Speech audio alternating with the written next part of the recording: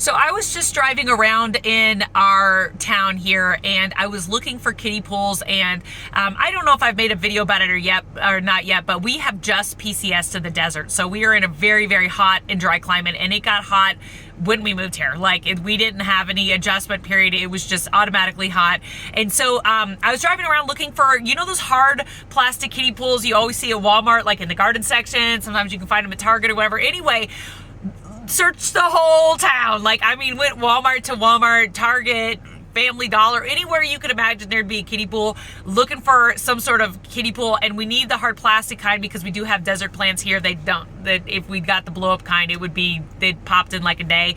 So anyway, I'm going all over town and I'm looking for these kiddie pools, and I cannot find one for the life of me. It's just so hot. And I don't know why, but that got me to thinking. I just remember being a young military spouse with toddlers, and I'm just thinking man, where has time gone? And I don't know how I got from kiddie pools to how did I get here as an adult, but that is exactly where my mind went. And what I'm saying by that is when did I become the old lady army wife? When did I don't have toddlers, so I guess, I guess that's where I got there mentally. I was thinking, there are people that actually have toddlers that really need a kiddie pool.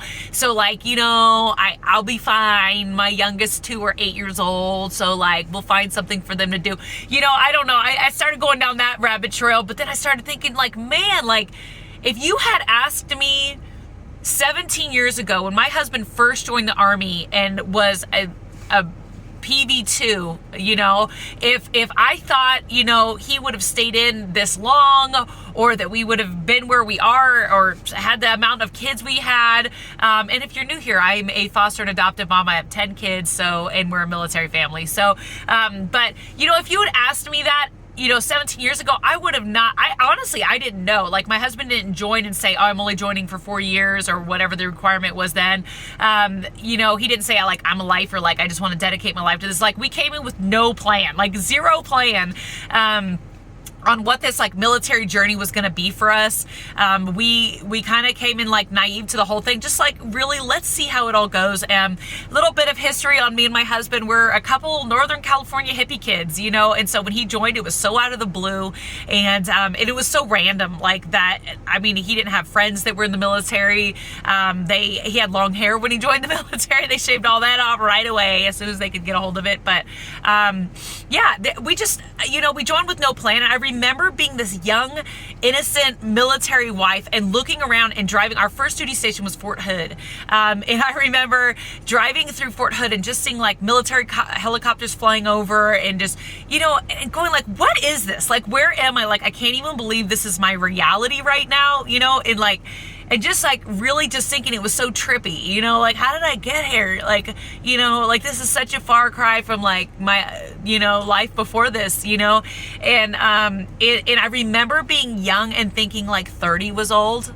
I remember having a friend in my friend group, and I found out she was 30 years old and being wow, you look so young, wow, 30, that's, wow, 30, and here I am, I'm 42 years old, and I'm just when did I become the old rusty army wife? I don't know, and so here we are though. And so I just want to encourage all you young military wives, or maybe young military, husbands out there. Maybe you're the stay-at-home dad, I shouldn't say stay-at-home dad. Not everyone is a military spouse stays at home, but, it's the life we've chosen, but, just cause I homeschool, but yeah, I don't know, how we got here. And once again, I'd like to encourage, though, all you young military spouses, hang in there. I know it's such a weird reality. It kind of feels unless you grow up, I think, in the military, sometimes you look at it and you think that's this whole other world that it's just not part of your reality. It's kind of like the foster care and adoption world, really, because really that's what I talk about mostly on this channel. It feels oh, well, that's someone else's job. That's someone else's reality. I know what happens, and I know what's out there, and it might even live next door, this whole concept of it, but it's not my life. It's not my reality or concept or whatever. But the military's like that too, I think. Before my husband joined, I remember thinking I know it's a big military. I know it's all over the place. I know a lot of people are part of it, but it just wasn't really in my neck of the woods, and I didn't grow up in it. Like, I didn't have family members that were part of it, and so it just felt like it was for someone else, in some other place, in some other reality. And so when it became my reality, just, I don't know, it was a weird adjustment.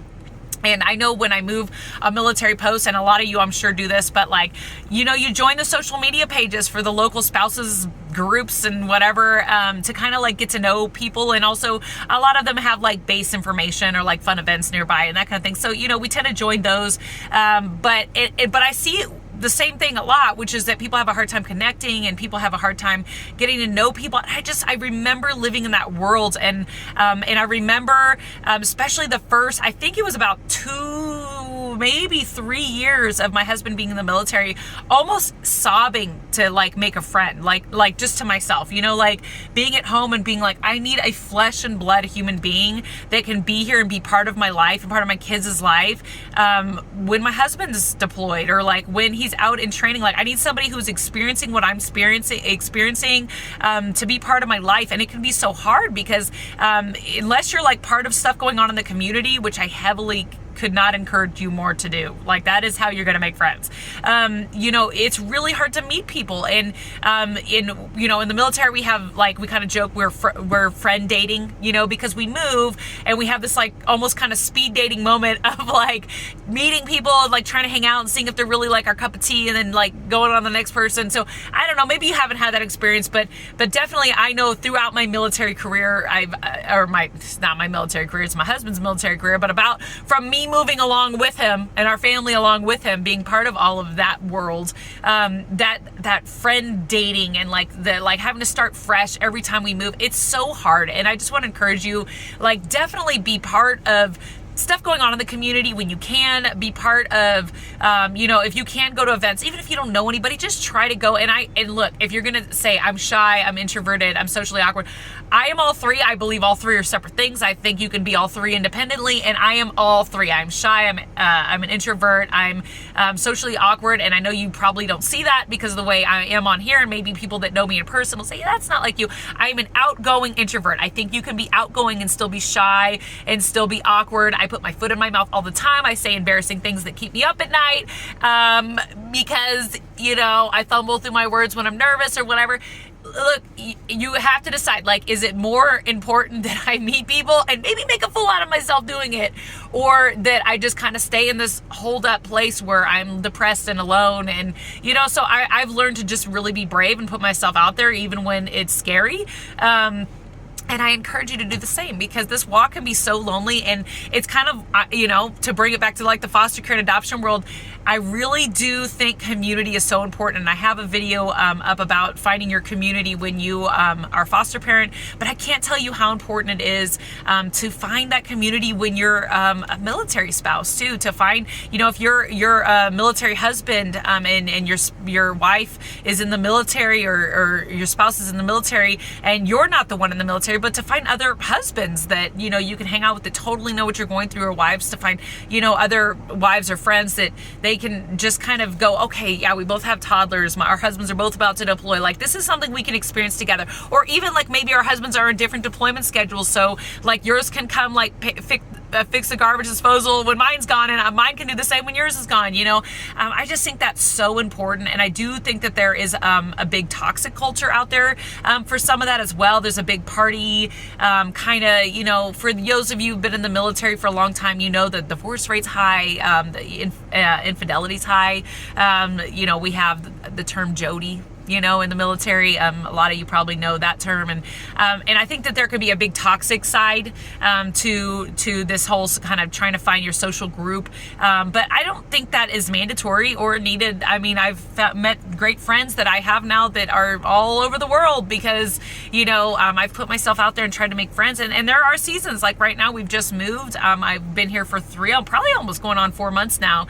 And if I didn't already have a friend that was already here, because we knew each other from our last duty station and we both happen to be foster care and adoption people, I probably wouldn't know anybody. So I have to like go to stuff and I have to do things and I have to be part of things going on in the community and connect that way. For military spouses, you know, if you live off post, sometimes it's a little harder because you're a little more disconnected with what's going on in the military world. But living on post helps because I feel like you kind of see the same pockets of people. You go to the same neighborhood parks and you see people that way, or you go to the same neighborhood pools, just community-wide pools, and you see people that way. You might go to the same gyms and go to some of the same classes on post, and because some on post gyms have classes, and you might see the same people go, oh, we live in the same little housing community, oh, we have kids the same age. You really gotta just put yourself out there and break the ice, even when it's scary. That's how you're gonna meet people. But anyway, so that coming from an old rusty Army spouse.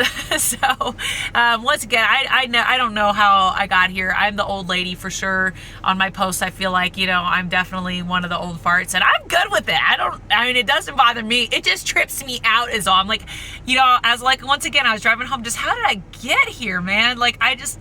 I just never would have thought 17 years ago, I never would have thought that I'd be like the old fart Army wife. And some of you guys are like, seriously, 42 is not old. It is in the military.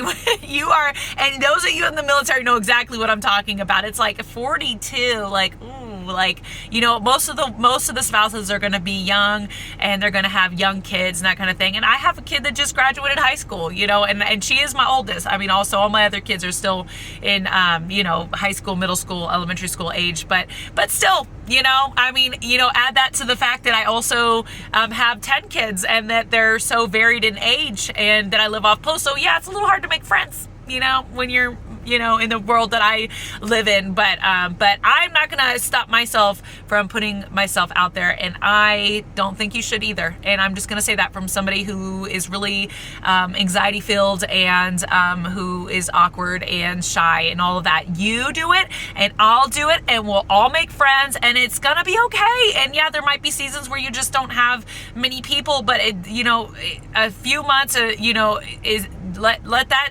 thought go that the second you show up somewhere you're going to have immediate friends, because it just doesn't always happen that way. I don't know that it's ever happened for me that way. And once again, Fort Hood, my first duty station, was definitely the hardest. For that first couple of years at least, I had what felt like no one and no true friends. I might have known a lady from the FRG, and I'm going to be honest with you, she was kind of rude to me, you know what I mean? So she wasn't a good friend, to me. So anyway, all that to say, look out for good people that are your people, and they'll come, and they'll, keep your eyes open and put yourself out there. Anyway, I hope that helps, and all that coming from an old rusty military spouse. I will see you next time. Bye.